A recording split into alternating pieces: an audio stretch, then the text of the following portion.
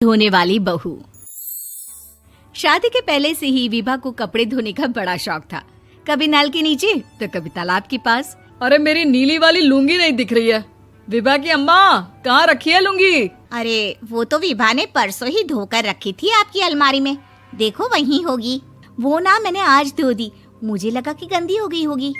अरे कैसे गंदी हो गई थी, उसे तो मैंने पहना भी नहीं। हे भगवान, इस लड़की के कपड़े धोने की आदत से परेशान हो गया हूँ मैं। जितना तो घर में राशन नहीं आता उससे कहीं ज्यादा डिटर्जेंट पाउडर का खर्चा है। इसकी शादी करवा दो, शादी जाए अपने घर में ही करे काम, फिर चाहे घर के कपड़े धोने हो या पूरे गांव के। हाँ ठीक बोल रही हूँ, देखता हूँ मैं कोई लड़का। वो दिन भी आ जाता है जब विभा को देखने लड़के वाले आ जाते हैं। लड़की मुझे अच्छी लगी। होने वाली सास कहती है, बेटी अगर कुछ पूछना है तो पूछ लो। वैसे तो हमारी लड़की बहुत ही शर्मीली है, जो बोल दो वो मान लेती है, इसे क्या पूछना होगा। अरे कैसी बात कर रही हो माँ, मुझे इन लोगों के घर रहना है, सवाल तो कई है। हाँ हाँ बेटा पूछ लो ना, क्या पूछना है।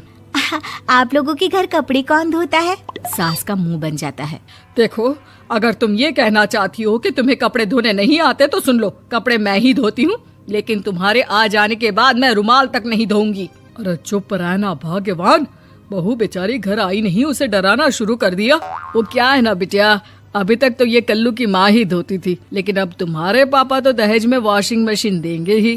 तभी विभा की माँ बोल पड़ती है, सवाल भी पूछा तो क्या। वैसे भाई साहब, मशीन की तो फिर भी कपड़े धोने की कैपेसिटी होती है। मतलब जो बिटिया दे रहे हैं ना विभा, इसे कपड़े धोने का बहुत शौक है। ये आप लोगों के क्या, आस पड़ोस गांव मोहल्ले सबके कपड़े धो दे और उफ तक ना करे। बाहर देखा नहीं आपने कितने कपड़े सूख रहे हैं, सब हमारी बिटिया ने ही तो धोए हैं। बस भी करो ना माँ, शर्म आ रही इतनी तारीफ सुनकर। और तो और एक दाग निकाल कर दिखाओ तो मान जाऊं। हाँ अच्छा माफ करना बेटा, मैंने गलत समझा, हमें तो रिश्ता बहुत पसंद है। और ऐसे जुड़ जाता है रिश्ता कपड़े धोने का शौक रखने वाली विभा का। उसकी शादी हो जाती है कोयला फैक्ट्री में काम करने वाले कल्लू के साथ। शादी के बाद अचानक विभा चिल्लाती हुई सास के पास आती है। सासू माँ, अरे सासू माँ कहाँ है आप? ये तो धोखा है, धोखा दिया आप लोगों ने मुझे।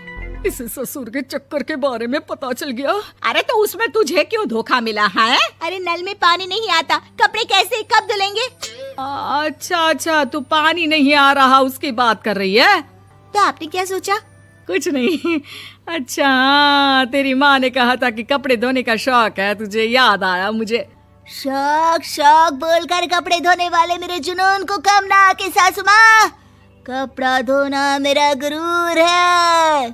तभी पति भी वहाँ आ जाता है। अभी मैंने इसे सनी देओल की फिल्म दिखाई है, उसी के डायलॉग मार रही है माँ। अच्छा सुन, साफ साफ बता रही हूँ, पानी सुबह 4 से 6 और शाम को 10 से 12 आता है, समझी?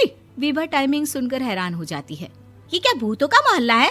सुबह 4 बजे उठकर कौन कपड़े धोता है? 4 बजे टंकी में पानी जाता है, फिर सारा दिन धोना ना, किसने मना किया? अरे कैसी बात कर रही हैं? 200 लीटर की टंकी में कितने कपड़े धो लूंगी मैं, सुबह ही उठ जाऊंगी मैं। अब क्या था, विभा सुबह 4 से लेकर रात के 12 बजे तक कपड़े ही धोती रहती। एक रोज सास पड़ोस से निकलकर कहीं जा रही होती है कि साथ वाली कहती है, हाँ कल्लू की माँ, जरा ये बताओ कि 2 साड़ी है, 2 ब्लाउज और एक पेटीकोट और एक नाड़े वाला लंबा कच्छा। हाँ तो? अरे तो क्या, कितना लोगी धुलाई ये बताओ। धोबन दिख रहे हैं हम क्या? हमारे पति सरकारी नौकरी से अभी रिटायर हुए हैं और बेटा सुपरवाइजर है कोयला फैक्ट्री में। धोबन समझ रखा है हमें? हाय रे कल्लू की अम्मा, माफ कर दो, वो तो मोहल्ले में यही सब बता रहे थे कि तुमने बहू को कपड़ा धुलवाने के काम में लगा दिया है। सास को पड़ोसन की बात सुनकर गुस्सा आ जाता है। वो घर पहुंचती है जहां घर के बाहर ही इतने सारे कपड़े सूख रहे होते हैं जितने कि किसी धोबन के घर पर। अरे ओ कल्लू की दुल्हन, बाहर निकल। माँ जी यहीं आ जाओ, बाथरूम में चादर धो रहे हैं हम। अरे अभी हम धोते हैं, तुमको बाहर निकलो। ये आस पड़ोस वाले बोल रहे हैं कि हम बहू से कपड़े धुलवा कर उसे कपड़ा धोने वाली बना दिए हैं। अरे छोड़ो ना माँ जी, किन लोगों की बातों में आती हो? आस पास के लोगों का तो काम ही होता है कि वो किसी तरह सास बहू को लड़ा दे। बहू सारे घर के कपड़े धोती है, ये क्या कम है? बोलिए।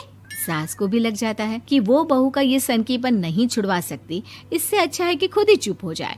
एक रोज सास और बहू मंदिर जाते हैं, जहाँ सास की साड़ी वहाँ खड़ी भीख मांगने वाली से मिलती है। माँ जी क्या बात है, आपकी आपकी साड़ी उस भिखारन से कितनी मिल रही है ना? हाँ हाँ देखो तो, दोनों की साड़ी मिल रही है। क्या बात है कल्लू की अम्मा, तुम खुद को तो अफसर की बीवी बताती हो और ऐसी सिंपल सी प्लेन साड़ी पहनकर घूमती हो।